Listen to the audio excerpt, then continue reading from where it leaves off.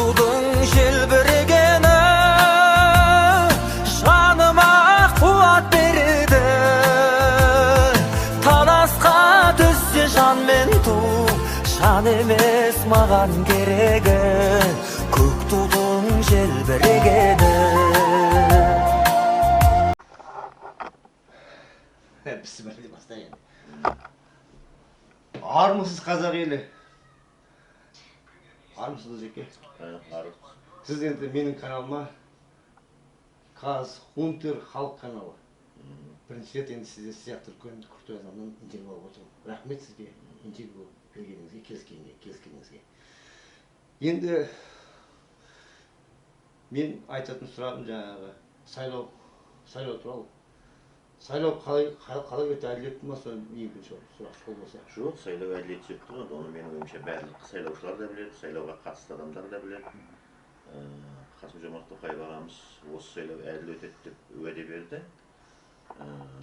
Соның әділдігін көрейік деп біз де қатыстық әдейі. Себебі оған дейін енді Назарбаевтың жүйесі елде сайлаудың қалай өткенін білеміз ғой. Мынау кісі келгеннен кейін бір өзгеріс бола ма деген мәселені біз өзіміз іс жүзінде көрейік. Шынында сайлау бұрынғы сайлаудан да гөрі заңсыздықтармен өтті. Әсіресе Әміржан Қосановтың бақылаушыларына, соның адамдарына жасалған заңсыздықтар енді мен өз басым күткен жоқ. Мен де 5-6 жыл бойы сайлауды бақылайтын ұйымның басшысы болдым.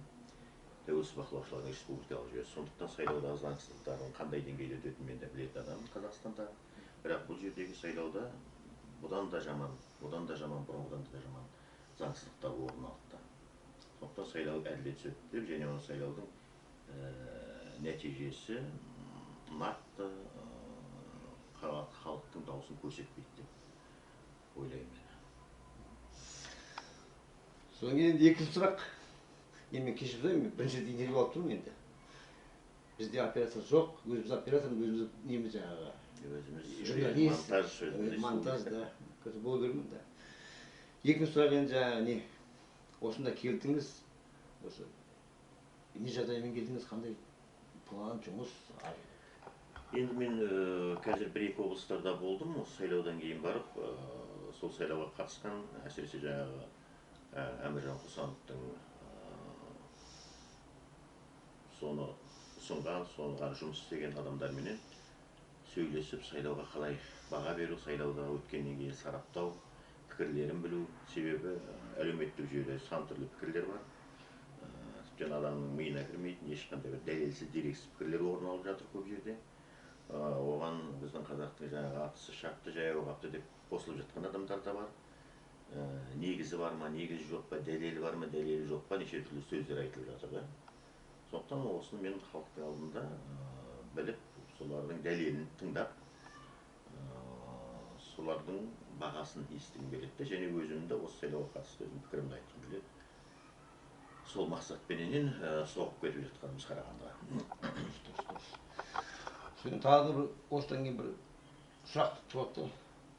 Ары қарай қандай план бар, қандай ой, келешек туралы қандай бұл тағдырды ары қарай қалай жұмыс істейді, қандай пландар бар? Негізінен осы сайлау халықты оятты деп бәрі баға беріп жатыр ғой. Енді осы халық оянғаннан кейін менің ойымша екі мәселе жасалу керек сияқты. Енді бізді сынаушылар жаңа әлеуметтік желіде отырып, анау жаман, мынау жаманына салмай отыр. Бірақ өмір бір орында тұрмайды ғой. Бір қимыл, қозғалыс, бір іс-әрекеттер әлі болу керек. Менің ойымша екі мәселе қазір қоғамда жүзеге асуы тиіс сияқты. Біріншіден, осы қоғам қазақ қоғамын оятып кетті осы сайлау. Сондықтан саяси партиялар, жаңадан саяси бір топтар, осы қоғамды өзгертеміз, осы қоғамды жақсартамыз деген адамдардың жаңағы тобы шығу керек сияқты. Себебі сайлауда бірін-бірін тапқан адамдар бар. Мысалы, бақылаушылар көбейді, қол жинаған уақытта бірін-бірін адамдар тапты. Қысқасы, халықтың белгілі бір бөлігі оянғаннан кейін олар іске кірісу керек. Сондықтан менің ойымша саяси партия бір емес, бірнеше партияның құрылатын уақыты жетті Қазақстанда. Оған дейінгі, енді жасанды партия дейікші, ренжімесін олар. Жасанды партия биліктің құрып қойған, олардан басқа төменнен құрылған партиялар жоқ деуге болады. Жаңағы оппозициялық партиялардан басқа. Сондықтан тағы да жаңадан және ұлттық бағыттағы азаматтар бір партиялар құратындай деңгейге уақыты жетті. Екінші мәселе, халық сайлау кезіндегі бақылаушылардың рөлін түсінген сияқты. Сондықтан мысалы маған осы сайлаудан кейін қалалардан, керек десеңіздер аудандардан адамдар келіп жолығып жатыр да. Біз өзіміздің ауданымызда бақылаушыларды құрғымыз келеді. Біреулер айтады, біз өзіміздің облыстың бақылаушыларын құрғымыз келеді. Біз түсіндік бақылаушылардың қажет екенін, сайлаудағы бақылаушылардың рөлін деп. Сондықтан менің ойымша барлық облыстарда сол облыстардың бақылаушылар тобы құрылса өте жақсы болар еді. Себебі қазір тізімдер бар, көптеген жаңағы ұйымдарда, оның ішінде біздерде де. Сол тізімдерге байланысты келесі сайлауға бақылаушылардың бір дейміз сарбаздары жасақталып дайындалып тұрғаны жақсы болар еді. Бұл да қоғамның міндеті, бұл да азаматтық қоғам міндеті, бұл да осы азаматтардың осы сайлаудан бір сабақ алған адамдардың міндеті.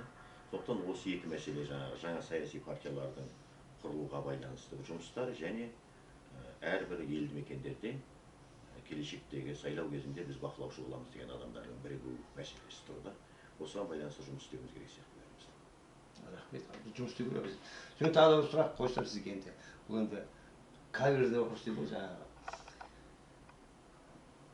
Әміржан Қосаровпен қалайсыз? Содан кейін ол кісі қалай өзімен өзіме или бізбен бірге ма?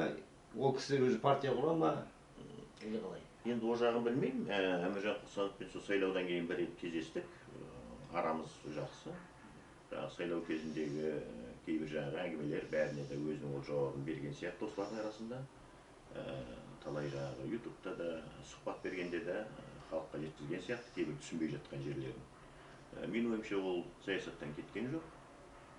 Бірақ ол қай топта болатынын әрине мен өзім білмеймін. Себебі ол осы уақытқа дейін енді оппозицияның тобында келді ғой. Одан кейін барып жаңа Қазақстан форумында біз танысқан уақытта бұрыннан білсек те сол жерде бір жылдай бірге жұмыс істедік.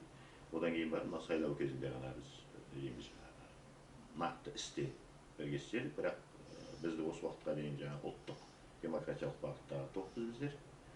Ол оппозицияның адамдары. Сондықтан менің ойымша ол өзінің оппозициялық бағытынан таймайтын сияқты сол бағытта қарап жұмысын жалғастырады деп сенемін. Жақсы достар. Рахмет сізге. Менің каналыма интервью бергеніңізге. Енді басқа кісілерде енді сіз сияқты крутой саясаткерлерде енді беріп шығар деп ойлаймын. Келесі интервью енді Әміржаннан алсам қатып кетер еді. Ала беру керек бәрінен. Рахмет. Жақсы. Пойдет.